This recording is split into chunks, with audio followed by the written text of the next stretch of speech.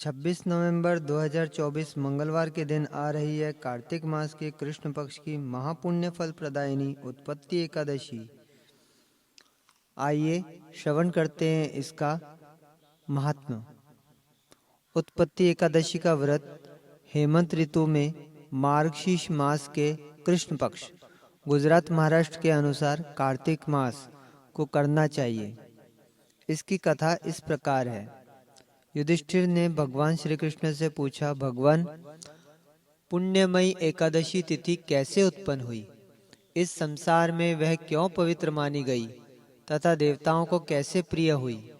श्री भगवान बोले, कुंती नंदन, प्राचीन समय की बात है। सतयुग में मूर नामक दैत्य रहता था।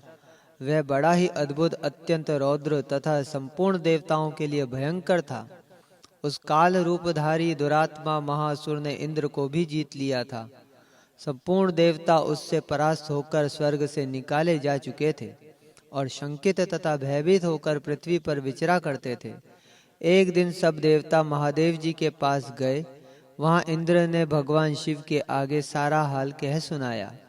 इंद्र बोले, महेश्वर, ये देवता स्वर्गलोक से निकाले जाने के बाद पृथ्वी पर विचर रहे हैं। मनुष्यों के बीच रहना इन्हें शोभा नहीं देता। देव, कोई उपाय बतलाइए। देवता किसका सहारा लें? महादेव जी ने कहा, देवराज, जहाँ सबको शरण देने वाले, सबकी रक्षा में तत्पर रहने वाले जगत के स्वामी भगवान गरुड़ध्वज विराजमान हैं, वहाँ जाओ, वे तुम लोगों की रक्षा करेंगे। भगवान श्री कृष्ण कहते हैं, युधिष्ठिर, महादेव जी की यह बात सुनकर परम बुद्धिमान देवराज इंद्र संपूर्ण देवताओं के साथ क्षीर सागर में गए, जहां भगवान गदाधर सो रहे थे। इंद्र ने हाथ जोड़कर उनकी स्तुति की। इंद्र बोले, देव देवेश्वर, आपको नमस्कार है। देव, आप ही पति, आप ही मति, आप ही कर्ता और आप ही कारण हैं। आप ही सब लोगों की माता और आप ही इस जगत के पिता हैं। देवता और दानव दोनों ही आपकी वंदना करते हैं। पुंडरीकाक्ष, आप दैत्यों के शत्रु हैं। मधुसूदन, हम लोगों की रक्षा कीजिए। प्रभो जगन्नाथ, अत्यंत उग्र स्वभाव वाले महाबली मूर नामक दैत्य ने इन संपूर्ण देवताओं को जीतकर स्वर्ग से बाहर निकाल दिया है। भगवान देव देवेश्वर, शरणागत वत्सल, देवता भयभीत होकर आपकी शरण में आए हैं। दानवों का विनाश करने वाले कमल नयन, भक्त वत्सल, देव देवेश्वर, जनार्दन, हमारी रक्षा कीजिए, रक्षा कीजिए। भगवान, शरण में आए हुए देवताओं की सहायता कीजिए। इंद्र की बात सुनकर भगवान विष्णु बोले, देवराज, वह दानव कैसा है? उसका रूप और बल कैसा है तथा उस दुष्ट के रहने का स्थान कहाँ है? इंद्र बोले, देव देवेश्वर, पूर्व काल में ब्रह्मा जी के वंश में ताल झंग नामक एक महान असुर उत्पन्न हुआ था, जो अत्यंत भयंकर था। उसका पुत्र मूर दानव के नाम से विख्यात है। वह भी अत्यंत उत्कट, महापराक्रमी और देवताओं के लिए भयंकर है। चंद्रावती नाम से प्रसिद्ध एक नगरी है, उसी में स्थान बनाकर वह निवास करता है। उस दैत्य ने समस्त देवताओं को परास्त करके उन्हें स्वर्गलोक से बाहर कर दिया है। उसने एक दूसरे ही इंद्र को स्वर्ग के सिंहासन पर बैठाया है। अग्नि, चंद्रमा, सूर्य, वायु तथा वरुण भी उसने दूसरे ही बनाए हैं। जनार्दन, मैं सच्ची बात बता रहा हूँ, उसने सब कोई दूसरे ही कर लिए हैं। देवताओं को तो उसने उनके प्रत्येक स्थान से वंचित कर दिया है। इंद्र की यह बात सुनकर भगवान जनार्दन को बड़ा क्रोध आया। उन्होंने देवताओं को साथ लेकर चंद्रावती नगरी में प्रवेश किया।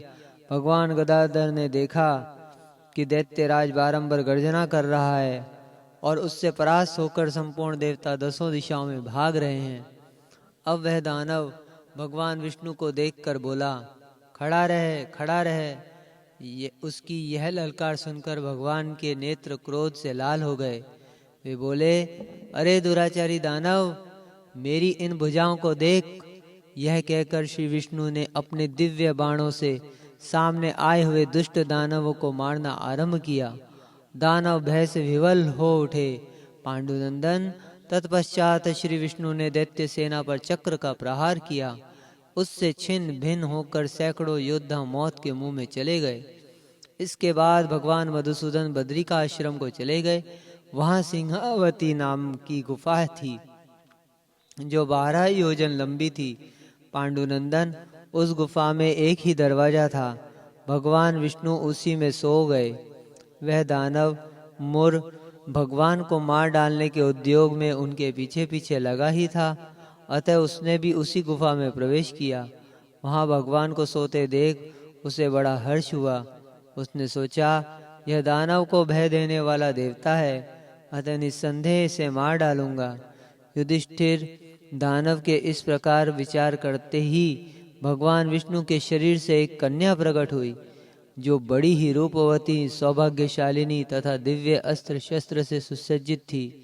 वह भगवान के तेज के अंश से उत्पन्न हुई थी। उसका बल और पराक्रम महान था। युधिष्ठिर, दानवराज मुर ने उस कन्या को देखा। कन्या ने युद्ध का विचार करके दानव के साथ युद्ध के लिए याचना की। युद्ध छिड़ गया। कन्या सब प्रकार की युद्ध कला में निपुण थी। वह मुर नामक महान असुर उसके हुंकार मात्र से राख का ढेर हो गया। दानव के मारे जाने पर भगवान जाग उठे। उन्होंने दानव को धरती पर इस प्रकार निष्प्राण पड़ा देखकर कन्या से पूछा, मेरा यह शत्रु अत्यंत उग्र और भयंकर था, किसने इसका वध किया है? कन्या बोली, स्वामीन, आपके ही प्रसाद से मैंने इस महादैत्य का वध किया है। श्री भगवान ने कहा, कल्याणी, तुम्हारे इस कर्म से तीनों लोकों के मुनि और देवता आनंदित हुए हैं। अतः तुम्हारे मन में जैसी इच्छा हो उसके अनुसार मुझसे कोई वर मांग लो। देव दुर्लभ होने पर भी वह वर मैं तुम्हें दूंगा, इसमें तनिक भी संदेह नहीं है। वह कन्या साक्षात एकादशी ही थी। उसने कहा, प्रभु, यदि आप प्रसन्न हैं तो मैं आपकी कृपा से सब तीर्थों में प्रधान, समस्त विघ्नों का नाश करने वाली तथा सब प्रकार की सिद्धि देने वाली देवी हूँ। जनार्दन, जो लोग आप में भक्ति रखते हुए मेरे दिन को उपवास करेंगे उन्हें सब प्रकार की सिद्धि प्राप्त हो। माधव, जो लोग उपवास, नक्त भोजन अथवा एक भुक्त करके मेरे व्रत का पालन करें उन्हें आप धन, धर्म और मोक्ष प्रदान कीजिए। अब इसमें देखना यह है कि एक भुक्त किसे कहते हैं और नक्त भोजन किसे कहते हैं। एक भुक्त अर्थात दिन में एक बार फलाहार करना, और नक्त भोजन अर्थात दिन के 8वें भाग में जब सूर्य का तेज मंद पड़ जाता है उसे नक्त जानना चाहिए। गृहस्थ के लिए तारों के दिखाई देने पर नक्त भोजन अर्थात फलाहार का विधान है, और सन्यासी के लिए दिन के 8वें भाग में, क्योंकि उसके लिए रात में भोजन का निषेध होता है। तो इस प्रकार नक्त भोजन का विधान पालन कर लेना चाहिए। तो नक्त भोजन अथवा एक भुक्त करके मेरे व्रत का पालन करें उन्हें आप धन, धर्म और मोक्ष प्रदान कीजिए। श्री विष्णु बोले, कल्याणी, तुम जो कुछ कहती हो वह सब संपूर्ण होगा। भगवान श्री कृष्ण कहते हैं, युधिष्ठिर, ऐसा वर पाकर महाव्रत एकादशी बहुत प्रसन्न हुई। दोनों पक्षों की एकादशी समान रूप से कल्याण करने वाली है। इसमें शुक्ल और कृष्ण का भेद नहीं करना चाहिए। यदि उदय काल में थोड़ी सी एकादशी, मध्य में पूरी द्वादशी और अंत में किंचित त्रयोदशी हो तो वह त्रिस्पर्शा एकादशी कहलाती है। वह भगवान को बहुत ही प्रिय है। यदि एक त्रिस्पर्शा एकादशी को उपवास कर लिया जाए तो 1000 एकादशी व्रतों का फल प्रदान होता है, तथा इसी प्रकार द्वादशी में पारण करने पर 1000 गुना फल माना गया है। अष्टमी, एकादशी, षष्ठी, तृतीया और चतुर्दशी ये यदि पूर्व तिथि से विद्ध हो तो उनमें व्रत नहीं करना चाहिए। परवर्तिनी तिथि से युक्त होने पर ही इनमें उपवास का विधान है। पहले दिन में और रात में भी एकादशी को तथा दूसरे दिन केवल प्रातःकाल एक दंड एकादशी रहे तो पहली तिथि का परित्याग करके दूसरे दिन की द्वादशी युक्त एकादशी को ही उपवास करना चाहिए। यह विधि मैंने दोनों पक्षों की एकादशी के लिए बताई है। जो मनुष्य एकादशी को उपवास करता है वह वैकुंठ धाम को जाता है, जहाँ साक्षात भगवान गरुड़ध्वज विराजमान रहते हैं। जो मानव हर समय एकादशी के महात्म्य का पाठ करता है उसे 1000 गोदान के पुण्य का फल प्राप्त होता है। जो दिन या रात में भक्ति पूर्वक इस महात्म्य का श्रवण करते हैं वे निस्संदेह ब्रह्महत्या आदि पापों से मुक्त हो जाते हैं। एकादशी के समान पाप नाशक व्रत दूसरा कोई नहीं है।